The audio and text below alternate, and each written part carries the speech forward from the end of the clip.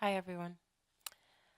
Um, so, our next panel is called Voices in Dialogue European Encounters.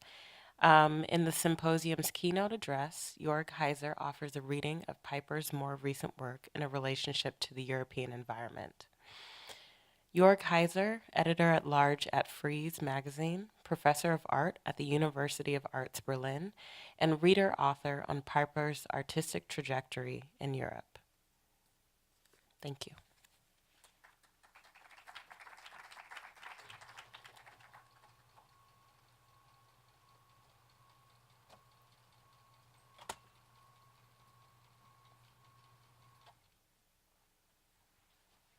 I think this is the fourth talk today that starts with catalysis 4.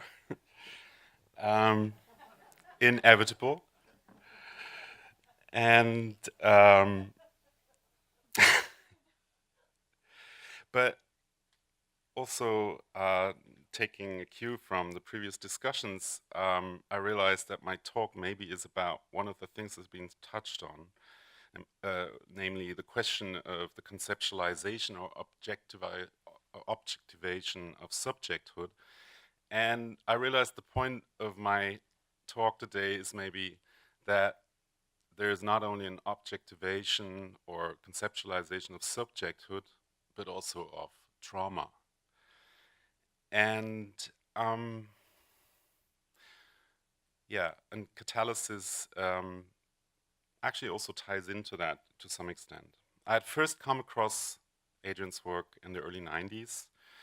I remember first seeing the photograph of her riding the bus with a towel stuffed in her mouth in an art magazine from her early catalysis cycle of unannounced performance, early 1970s cycle of unannounced performances.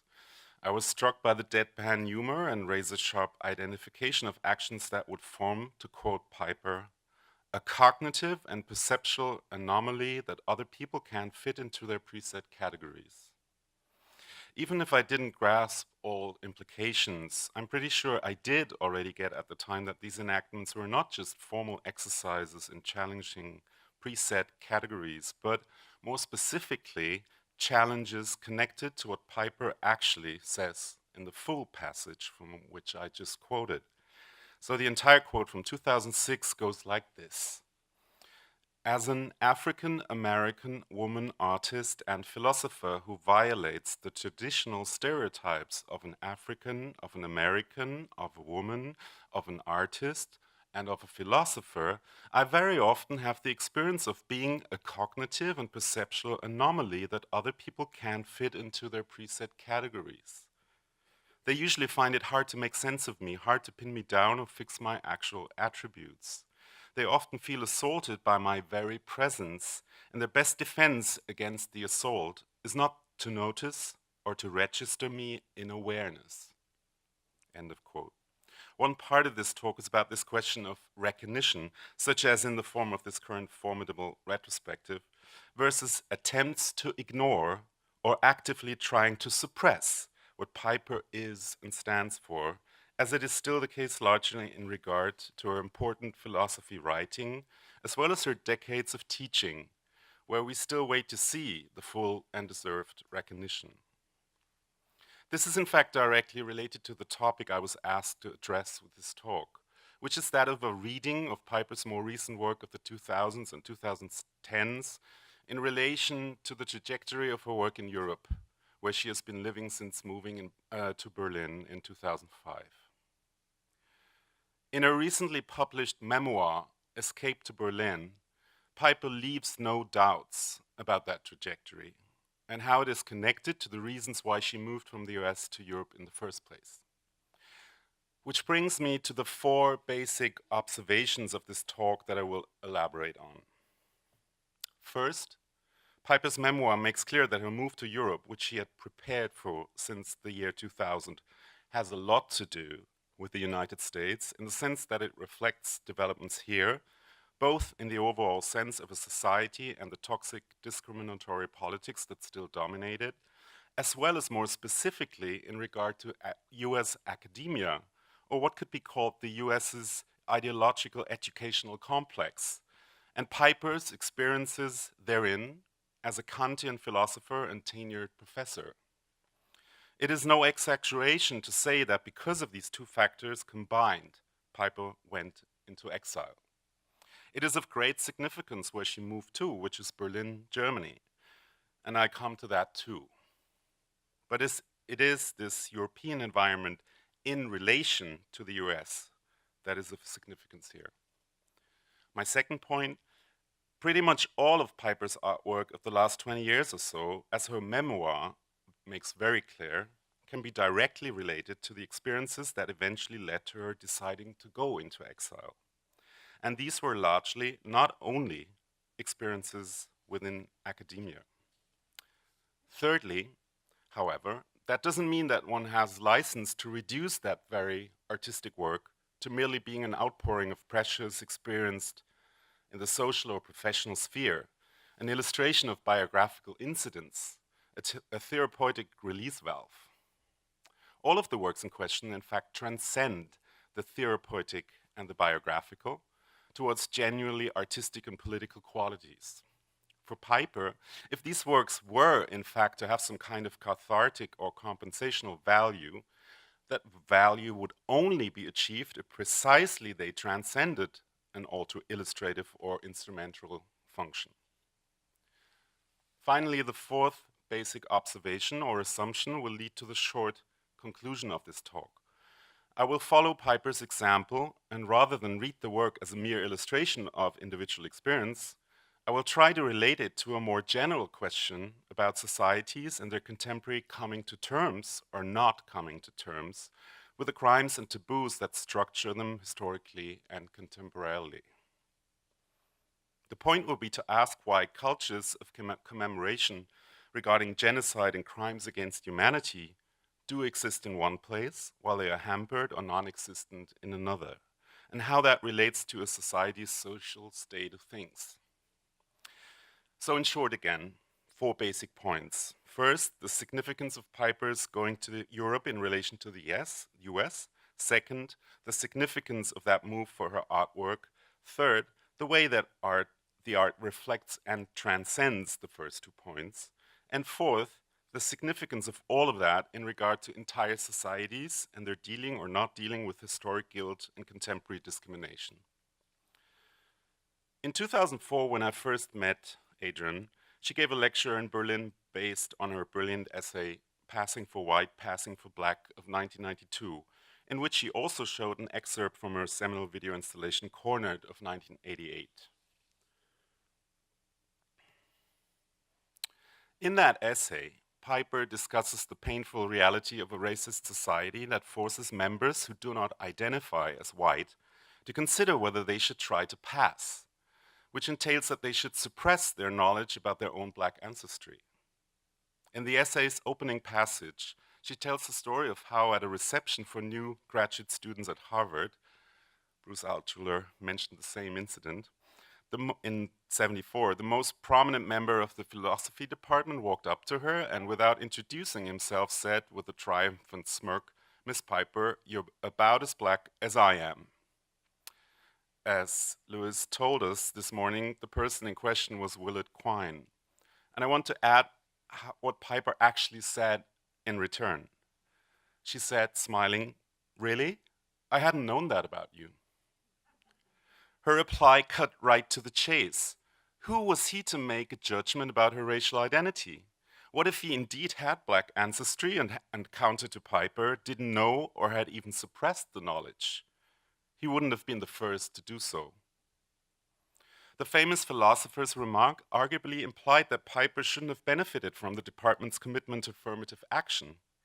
This in turn implied that anyone with a light-skinned appearance such as Piper's was, in his eyes, either to be considered purely white, or else as someone who could have easily passed for it, and thus shouldn't have identified him or herself as black. In a courteous and factual manner, Piper's work, Cornered, addresses these questions of passing, in that it addresses you. The installation setup is a monitor literally cornered behind an upturned table, as if someone has had to duck behind it to avoid stray bullets. On each side of the monitor, hung on the wall, are 2 framed, authentic birth certificates for Piper's father, one identifying him under the rubric color as white, the other one as, quote, octoroon. I had to look up that term. It means 1/8 black. Piper appears on the monitor in a static talking head shot. It takes a moment before she starts speaking, longer than you would expect. And the first thing she says is, I am black. After a short pause, she continues with an argument that effectively anticipates possible reactions to that statement by an imaginary but realistic viewer who self-identifies as white. A quote from the piece. You can see it in the show. If you feel that my letting people know I'm not white, if you feel that my letting people know that I'm not white is making an unnecessary fuss, you must feel that the right and proper course of action for me to take is to pass for white. Now, this kind of thinking presupposes that it's inherently better to be identified as white, unquote. About a third of the way into the single-shot 16-minute monologue, as the argument is unfolding with the precision of a Swiss clock, Piper says, quote, if someone can look and sound like me and still be black, then no one is safely, unquestionably white. No one. In fact, some researchers estimate that almost all purportedly white Americans have between 5 and 20% black ancestry, unquote. Take that statement into account when you think of the term I quoted from the birth certificate of Piper's father, categorizing him as octoroon, 1/8 black, which is 12.5%. In other words, precisely in that frame that almost all purportedly white Americans are in. And I have to add, with Germany in mind, discussing someone's identity in terms of the percentages of that person's racial ancestry has a chilling ring, given the way the Nazis obsessed over Jewish blood sullying the Aryan race, coming up with the then new terms of half-Jew or quarter-Jew, which made it into the German dictionary in 1941, just in time for Auschwitz. The very term race or Rasse in German today, unless you're a neo-Nazi or a dog breeder, will only be used in quotation marks or in fact with the English term race. While Cornet of 1988 confronts the viewer with a well-argued case that preempts as well as retraces concrete manifestations of racism and sexism, Funk Lessons from a few years earlier, in comparison, seems almost utopian in its commitment to a shared, possibly joyful experience, and to the potential of this experience as a means of solving the problem. The years between the two works seem marked by a disillusionment with that possibility, thanks to the sheer persistence of racial stereotypes and xenophobia. Still, both works find resonance in the later works since the 2000s that I'm going to talk about. Piper's memoir, Escape to Berlin, which came out this year, holds the key to the reading of that more recent work. For what it's worth, please do read this memoir. It's eye-opening. At least it was for me. You can buy it here in the shop or order it online. Do anything to get hold of it. It's key to understanding Adrian Piper, and it's instructive about what world we live in right now. In its first part, Piper tells the story of her upbringing, but she does so with a view to the way such upbringing is a decisive factor in how people's various psychological and social makeup is created.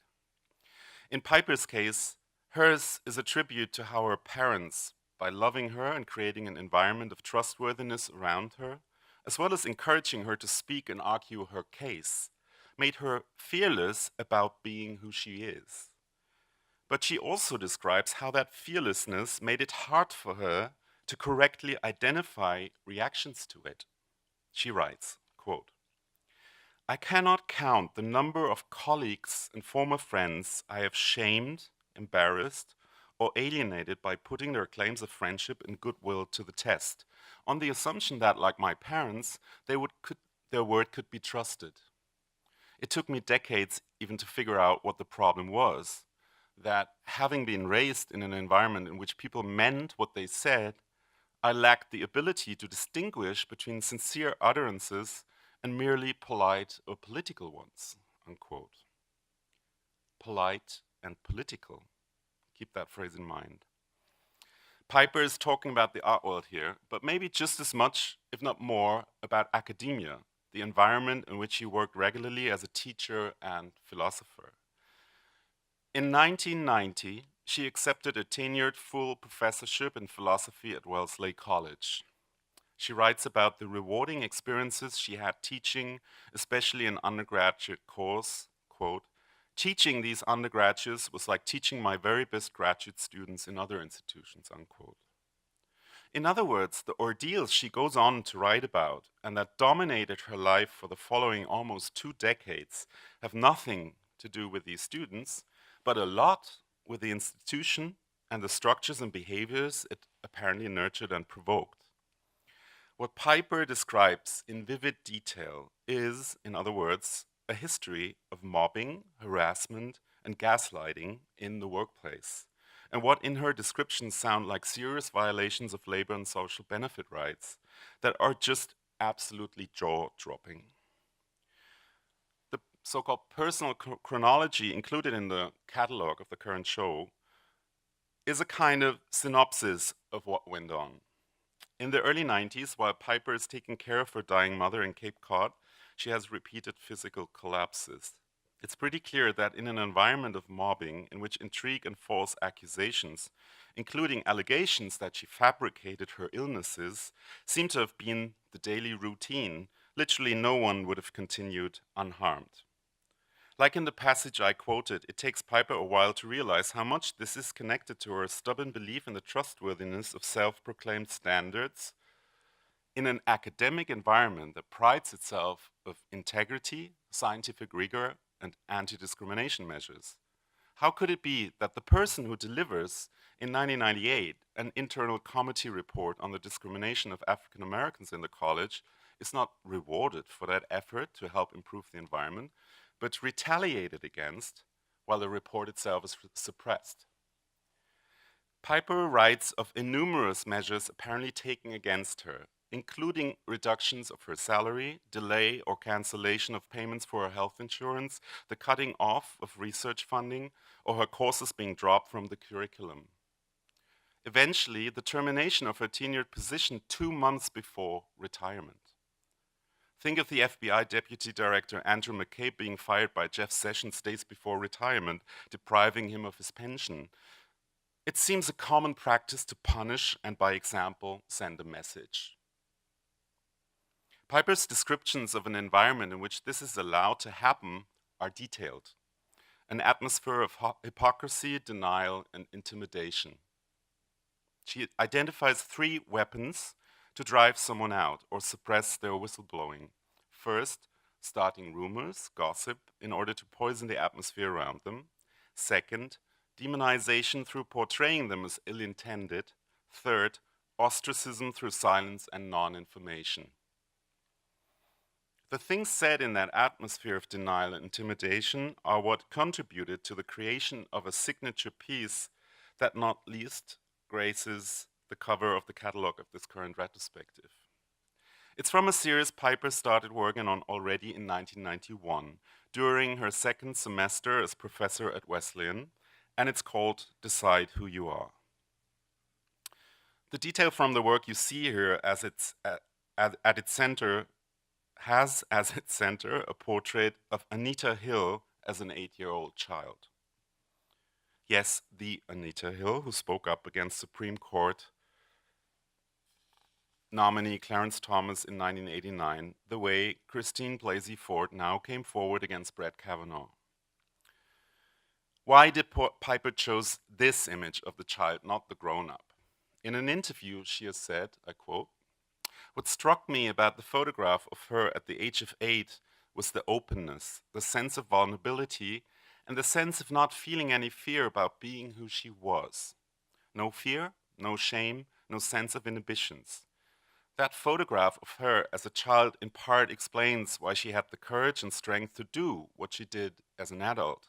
She was not trained to be afraid or censor herself," unquote. This chimes, of course, with Piper's own inability to be afraid enough to censor herself. The onslaught of deflective rhetoric, the attempts at manipulation and intimidation in response, are represented here by the red letters filling the page and running across the portrait, as if in an attempt to drown out that optimism and fearlessness that allows these girls and women to come forward and speak out.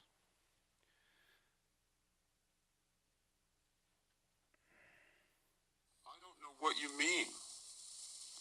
I didn't notice anything wrong.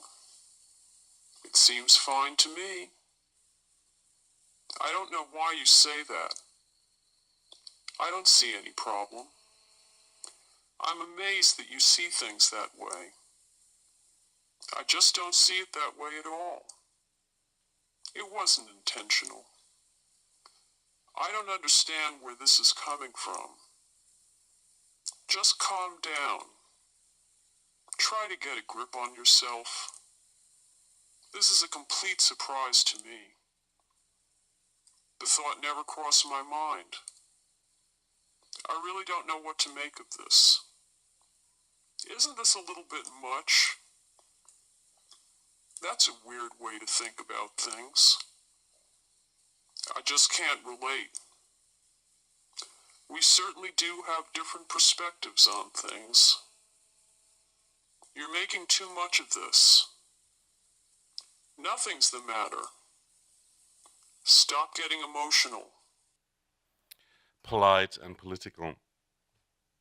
This is Adrian's own voice pitched down.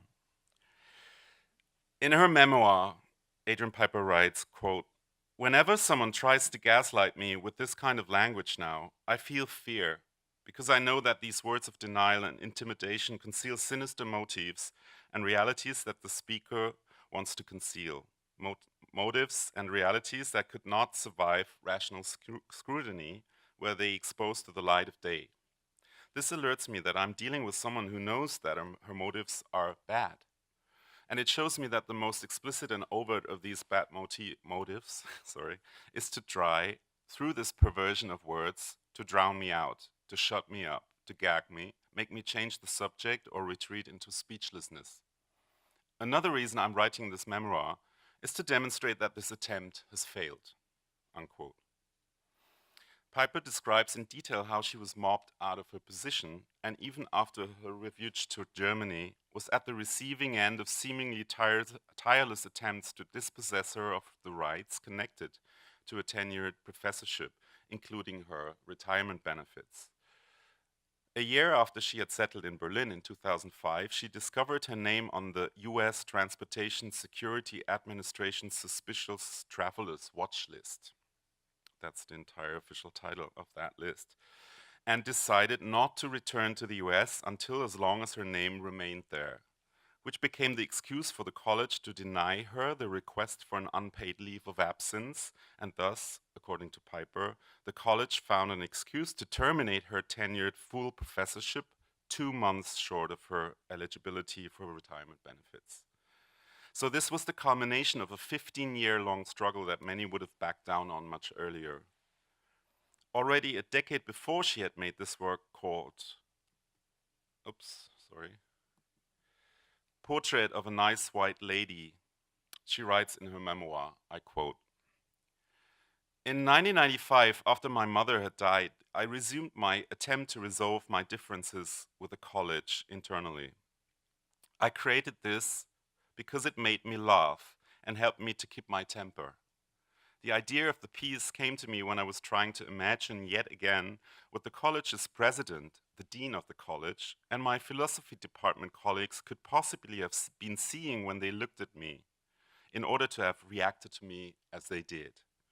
The minute the image came up in my mind, I burst out laughing and laughed helplessly for several minutes.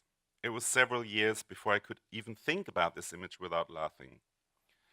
Maybe it was the very idea that I had dared to present myself as a black woman in the first place that had aroused the enmity of my colleagues. How dare I make a claim on affirmative action resources reserved for the restitution of the legitimate victims of slavery, the ones you can see coming at a distance? On this hypothesis, the college's harassment was actually an extended program of fully justified retribution, Believing I had tricked them, they would feel no moral compunction about tricking me in return, unquote. In that sense, the completion of Portrait of a Nice White Lady is another piece of 2012, which Piper published on her website first, and which is now part of her retrospective here. Dear friends, for my 64th birthday, I have decided to change my racial and nationality designations. Henceforth, my new racial designation will be neither black nor white, but rather 6.25% gray. Please join me in celebrating this exciting new adventure in pointless administrative precision and futile institutional control, unquote. Then there's another statement next to it. Adrian Piper has decided to retire from being black.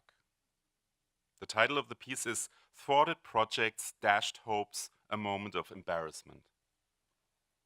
Piper's piece, with its seemingly light-hearted but heavy-hitting humor, raises eyebrows and causes cognitive dissonance. Is she even allowed to do that? Can we ignore this? Is she really saying retire from being black? Is she suddenly denying her heritage and betraying her community? Is this some kind of self-inflicted twisted minstrel? A question, in fact, that I first encountered with Spike Lee's film Bamboozled. But if you take into account the facts and quotes I've just discussed, whoops, is that the right page? Yeah? At length, it becomes very clear that retirement is to be taken quite literal here, too, not just metaphorically. What Piper retires from is being available as the target of stereotyping, but she also retires from allowing those who denied her well-earned retirement the possibility to gaslight her. She's retiring from a toxic environment of perpetuated racist stereotyping. To quote from Piper's memoir again, "The college went out of its way to wreck me and thwart my work. That itself engendered an enormous fund of material and inspiration for that work. No wonder my colleagues there disliked it so much," unquote. But before Piper could make such works and gestures in the 2010s, she made work that dealt with feelings of loss and fear of death, that not least the described situation in her workplace inevitably must have entailed. But again, the artwork transcends a mere illustration, less self-pitying affirmation of these feelings. So in 2002, Piper recorded a 45-minute endurance performance on video, which is also in the show, in which she repeated the mantra, "I can take it," over and over again, until at one point it spontaneously becomes, "I can't take it." It was at a time that after a period of sickness and operations and a cancer scare, Piper was basically forced to return teaching despite all the intimidations and obstacles described, unless she would have simply accepted losing her tenured position. But again, the work doesn't stop there in the maladies and terrors of an individual's life. It becomes about overcoming the fear of death itself, for example, in a set of works that, in one way or other, are connected to the single sentence, "Everything will be taken away." Oops. Photograph. Apparently I forgot to include those. Or maybe in the wrong position. No, I forgot to include them. But you can see them in the show. One imagines a janitor putting up such a statement, "Everything will be taken away. All bulky items will be removed in the entrance to an apartment building." An accidentally profound statement about the transitory nature of mundane things. In Everything Number 2, first realized in 2003 and later shown in 2014 at the Venice Biennial, what is taken away are the faces in photographs. Piper photocopied the images onto graph paper, erased all facial features with sandpaper, and then overprinted the sheet with the same sentence in typewriter style. In most of the images, people are huddled together for a couple or group snapshot. So they must be friends, family, or at least colleagues. Although Piper doesn't give any names, it is safe to say, as her own silhouette appears in some of the shots, that these are pictures of personal significance and that the connotations of such erasure are highly charged. Not least some of these pictures must represent friendships and professional alliances that were poisoned and destroyed in the wake of her fight with the college. Obviously, everything will be taken away depending on the context, takes on different meanings, but it is always with the same clear underpinning that destruction is always going on, but that there's also a sense of relief at being able to let go of attachments. We can obviously now read very concrete meaning into this in regard to Piper's professional affiliations in US academe and the US art world, from which she has taken exile.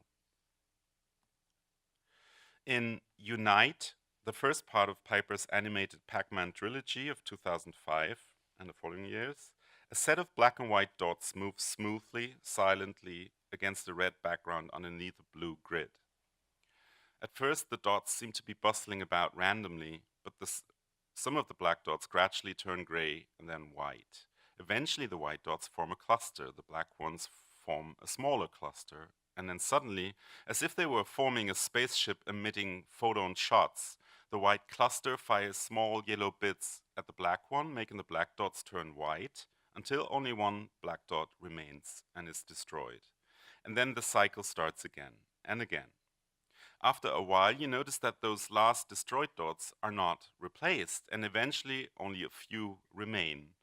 After about 45 minutes, all that is left is a single white dot solitarily roaming the red and blue field, finally disintegrating in the same spot where all the black dots were destroyed. This is an abstracted allegory of the mechanisms of xenophobia, in Piper's words, quote, an anti-pack mentality deprogrammer, unquote. As much as Piper's work from that period deals with loss, death, and the stubbornness of destruction, once she touched down in Berlin, another strand of work developed from that, taking up again the euphoria and celebratory mood that I earlier described in regard to funk lessons.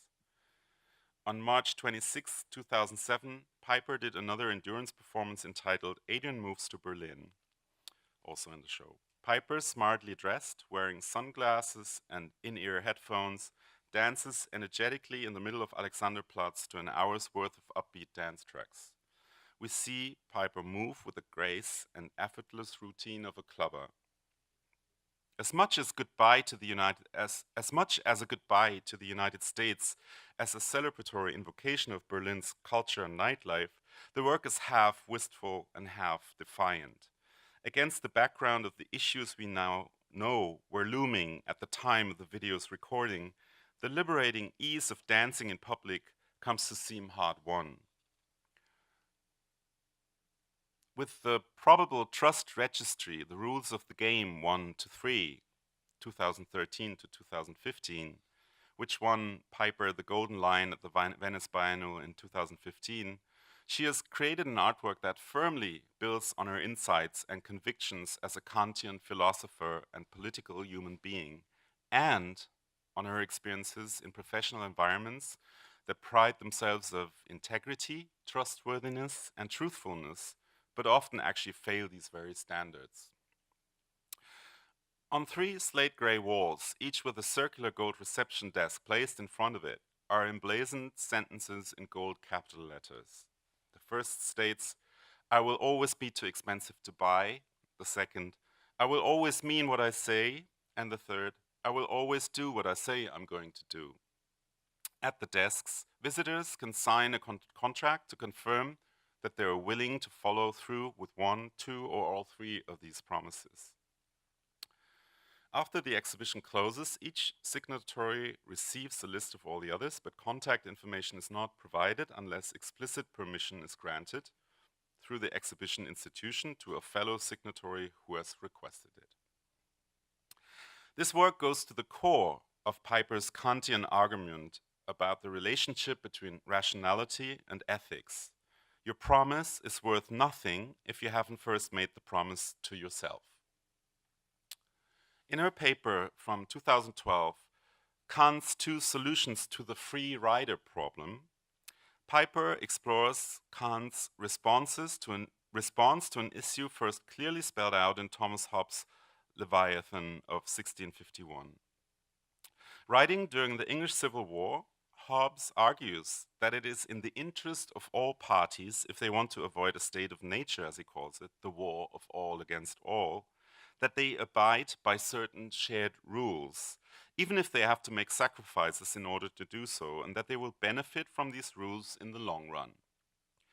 This instrumentalist view implies that the purpose of the social contract is the advance of self-interest, even if that self-interest is sublimated into something that looks like altruism. But what if the contract is subverted by one party, relying on all the others abiding by the rules while they themselves ignore them? Thomas Hobbes called the subverting party the fool. Kant called the one who undermines consensual convictions for lack of empirical proof the polemicist. And 20th century philosophical debate adopted the term free rider from the person who rides public transport without paying, breaking but still relying on a social contract that requires others to pay. You can, of course, see that the fool, the polemicist, and the free rider are not annoying figures on the margins, but are actually in government right now. Kant's first response to Hobbes' instrumentalist view, social contract only to advance self-interest, is rational self-critique, which exposes the petty justifications the fool, the polemicist, the free rider employ. His second solution posits promising perfect duty, as he calls it, meaning a duty that cannot permit exceptions to the advantage of inclination. That is, as Tim Hardin put it in his 1966 song, "Don't make promises that you can't keep." Otherwise, you undermine the trustworthiness of any promise, including the ones you make to yourself.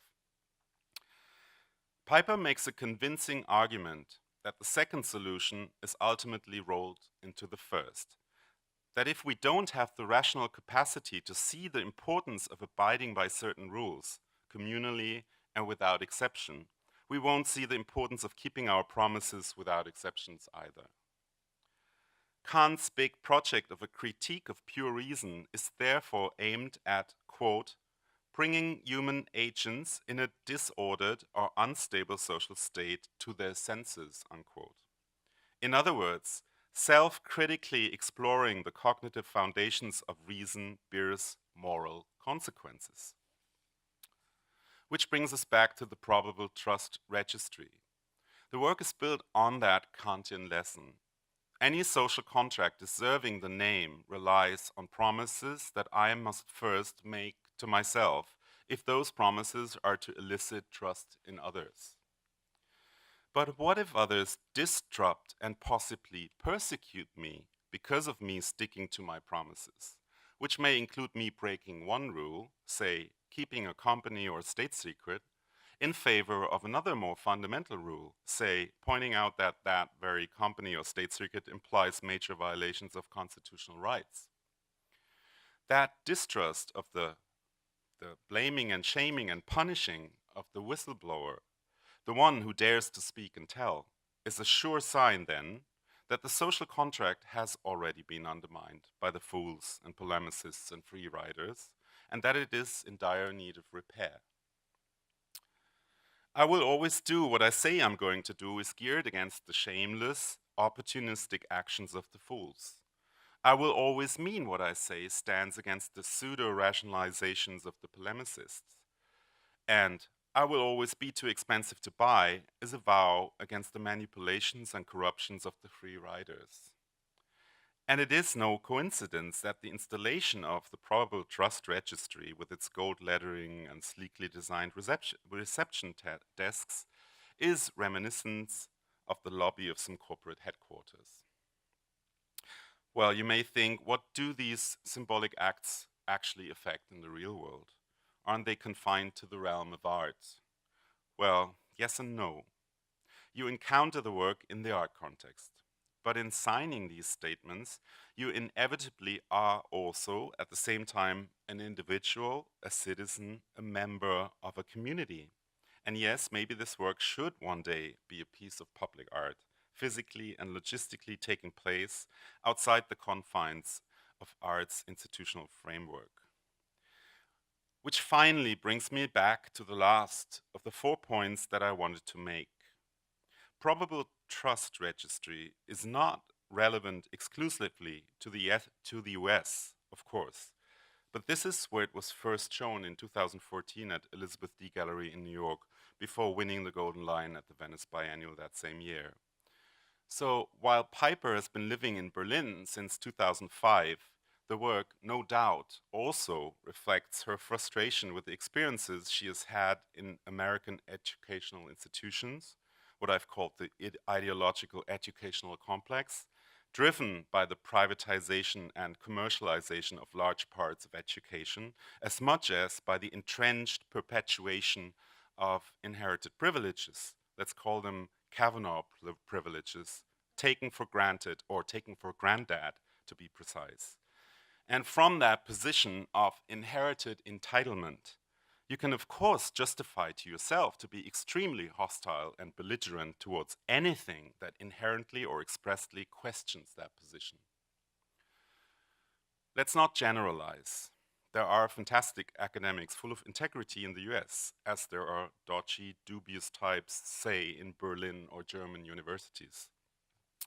And when it comes to politics, in a political system severely in crisis, such as the US's, we encounter an increasingly unhinged far-right xenophobia and hatred, which we currently see all around the globe, from Brazil to the Philippines, to not least Germany. Nevertheless, for Piper, there is a more robust foundation at work in the German context, a more robust foundation for a civil society that in terms of its majority still supports, for example, what Angela Merkel did in 2015, which is to open the borders for Syrian refugees, despite of the risks that included. All of this has been compromised severely by then, but the act remains in place. If we follow Piper's point of view here, what would have contributed to this tendency? This brings me back to my assumption mentioned at the beginning, my fourth point, that the big question is whether societies are making a concerted effort or not of coming to terms, facing, working through, commemorate the crimes against humanity committed by them and in their name that structure them historically and contemporarily, or whether they are in denial, creating deflections and taboos. In Germany, we still see many, many taboos at work, and a failure of coming to terms, for example, with the country's colonial history in general, and more specifically, its genocide of the Herero and Namakwa people in German Southwest Africa, which today is Namibia, between 1904 and 1908, involving the killing of probably more than 100,000 people.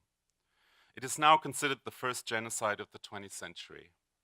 It was followed by what was probably the second genocide, that of 1.5 million Armenians by the Ottoman Turks around 1915.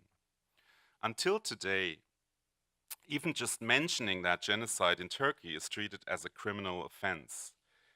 People have gone to prison for insisting on its existence. Indonesia still doesn't acknowledge the murder of up to 1 million of its citizens of Chinese descent in the 60s under the pretense of them being communists. Poland is still quiet about its partial involvement in the Holocaust, as well as the Jewish exodus of '68, when the Polish political establishment kicked out the remaining Jewish citizens under the pretense they were all bourgeois traitors to the socialist cause.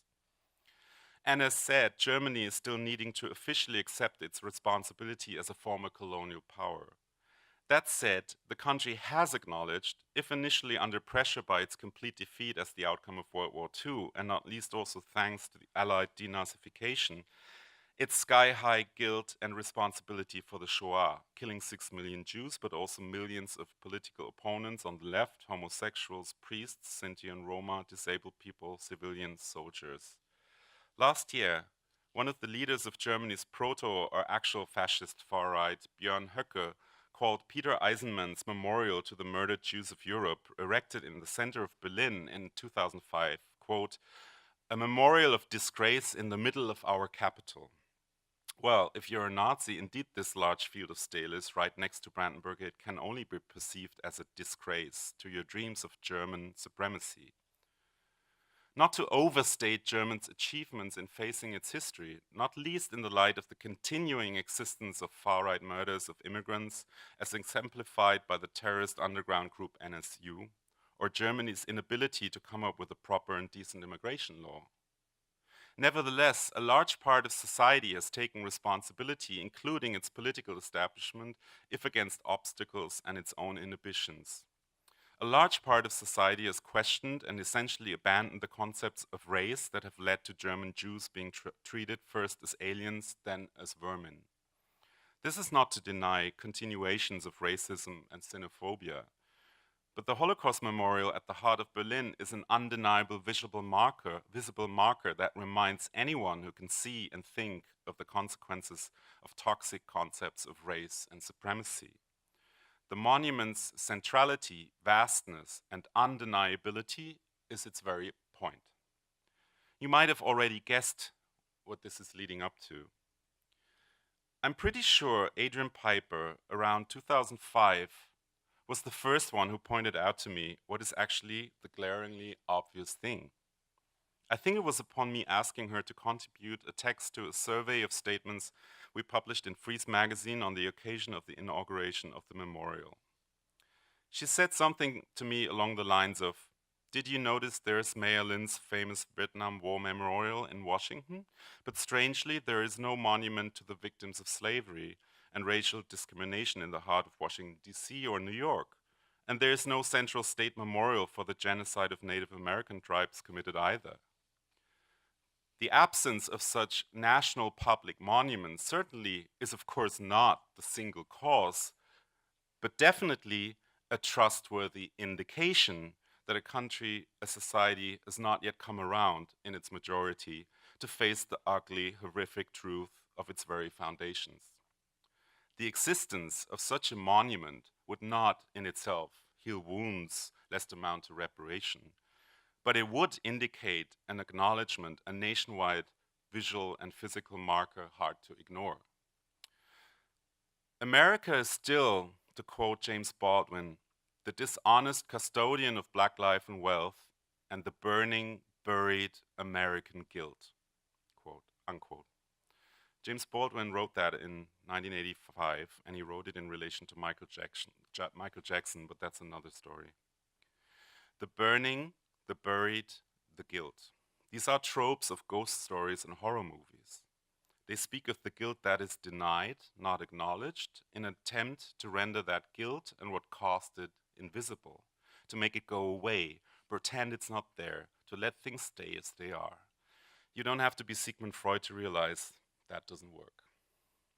Adrian Piper going to exile and not being present here today is not least another indication, a trustworthy indication, that we need to learn some lessons from her in terms of incessantly analyzing and reflecting on the foundations and symptomatic realities of that burning, buried guilt, and draw our conclusions and speak and act accordingly, not backing down whether we are white or black or of color or female or male or non-binary. Adrian Piper is a real role model when it comes to that. Thank you very much.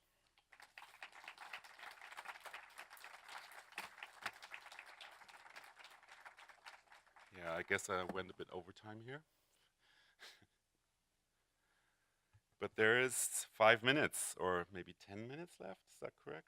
5 minutes for questions. This, by the way, is a new piece shown at the Akademie der Künste in Berlin right now as part of Adrian's show for the Käthe Kollwitz Prize she received.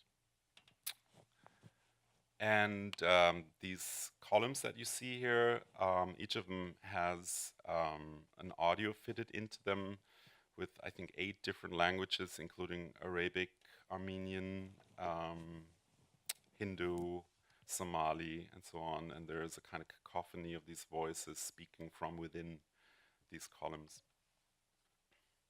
The thing itself, that's me. That also speaks to what has been mentioned earlier, the idea that the Kantian concept of selfhood is directly layered or conflated with the actual physical reality of subjecthood.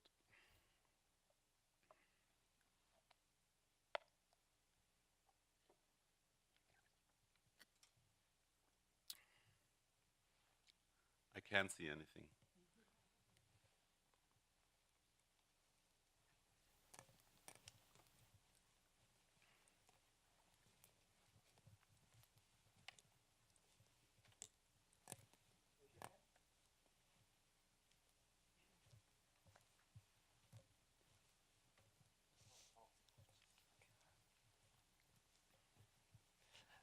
Thank you so much, Jörg. I was just wondering if you could say maybe a little bit about these works, like say this one, The Thing in Itself is Me. And it strikes me that in some way this work seems to both bring together formally her early conceptual pieces, but it retains that political investment in the in of the middle period, if you like. So I don't know. I think the kind of stereotypical view of Piper's work is a political conceptual work, politically involved installation, and then this work at the end. And I mean, I would like to explode that tripartite division. But maybe can you say something about these works in relation to these earlier stages? Yeah, I think as it has been pointed out several times today, I think there is a sort of germination of these later periods in the early work, and vice versa in the later work.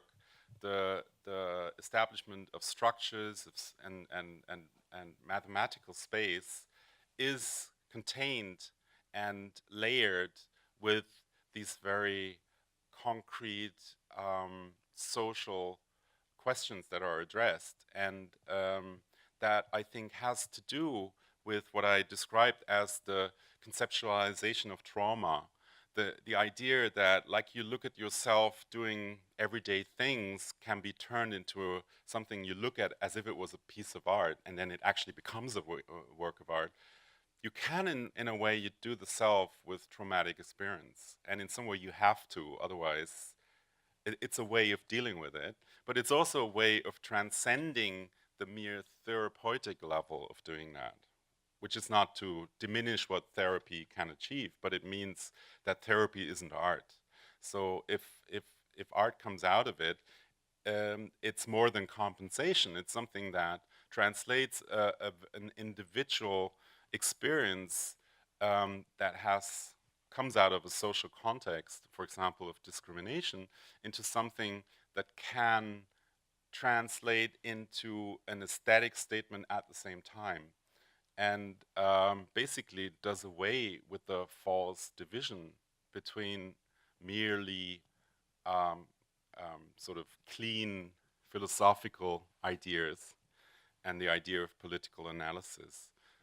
And I think in some way that's a reaction to, if I think of what Jeffrey Deitch mentioned this morning about Carl Andre, not revealing his address, and this idea that the artist's subjectivity shouldn't be considered when it comes to the work, was something that Adrian has always grappled with, this idea.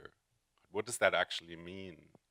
And she's mentioned sometimes, I think also, that at the time she felt a lot of resonance with Robert Smithson's thoughts on this, who famously had a fight with Donald Judd over that, in terms of, can you really make this distinction? And if so, what does it mean? And I think this takes on even more of a sort of unexpectedly, how can I put it?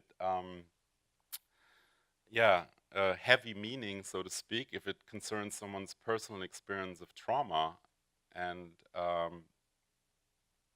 think Adrian has described her memoir as a way of dealing with post-traumatic stress syndrome. And again, you could think, oh yeah, okay, it's a piece of therapy, but it isn't. It's more than that. It universalizes this experience and draws political as well as philosophical as well as aesthetic analysis from it.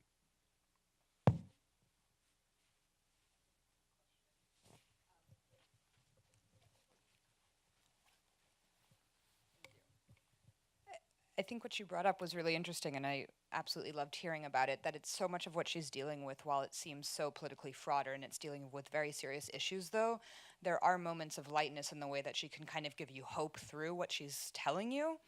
And I don't know if you want to speak to a little bit more to that in some way that I always wanted to say that when you go through this exhibition and when you do leave, that you don't need to leave just over completely taken over by the traumas that you're experiencing, but also to understand that some of these tools, like the probable trust registry, give you some kind of hope in creating a community of trust or a community of trustworthiness. Even when Adrian moves to Berlin, then she's able to dance and kind of enjoy that. And I think you did a really wonderful job of expressing that she does give you this information, but she also gives you that like sense of hope or sense of like, I don't even want to call it tools maybe, of how you can then deal with that when you bring it back into society, because as a viewer you're now aware of it in some way. So I don't know if that's necessarily a question, if not just like a comment and a place of you can talk a little bit more about that. Yeah, I mean, I've tried to give two examples of works that kind of represent those two threads in our work, Cornered and Funk Lessons, as kind of central works that identify these two different strands that are complementary in a way or kind of relate to one another in that sense. But I think what is also important to point out, and I'm not saying that you implied that when you talk about hope and so on, that she's also very wary of the idea that you can identify with the cliched sentence, "Why can't we all just get along?" You know, she hates that, and joy for her can be fierce joy. You know, a certain kind of combative joy, something that celebrates also fierce analysis. Those things are for her very much related, I think.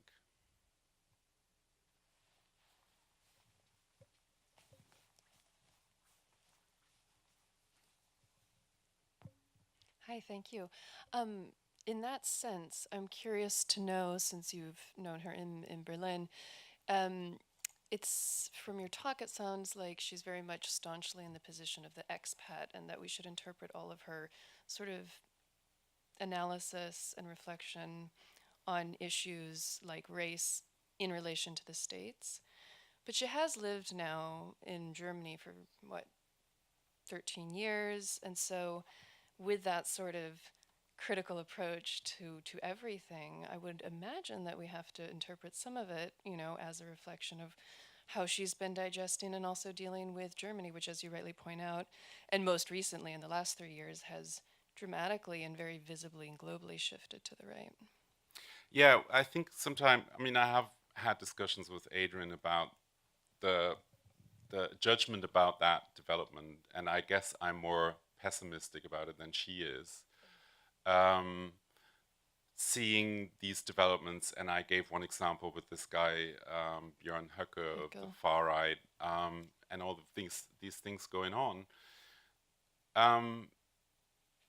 But I do agree with her that there are certain achievements that have been made that are harder to undo, as maybe, let's say, in Austria, where the country always maintained the myth of the first victim of Nazi Germany and never ever properly faced the shared, let's say, heritage of the Holocaust. And similarly in Poland, where there is a myth of Poland. I mean, Poland is factually a victim of nations around it since the 19th century at least, in terms of being annihilated by the Prussians and the Russians and so on. And it kind of fit into that Poland kind of,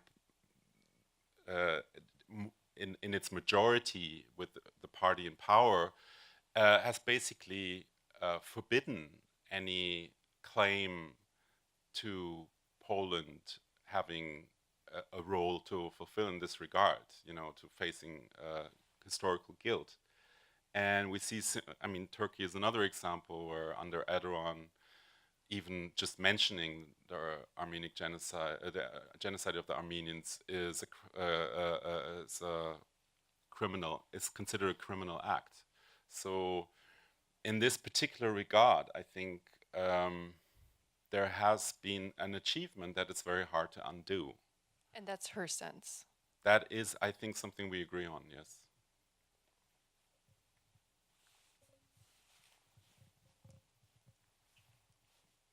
Yeah, I think we need to move on. Thank you very much.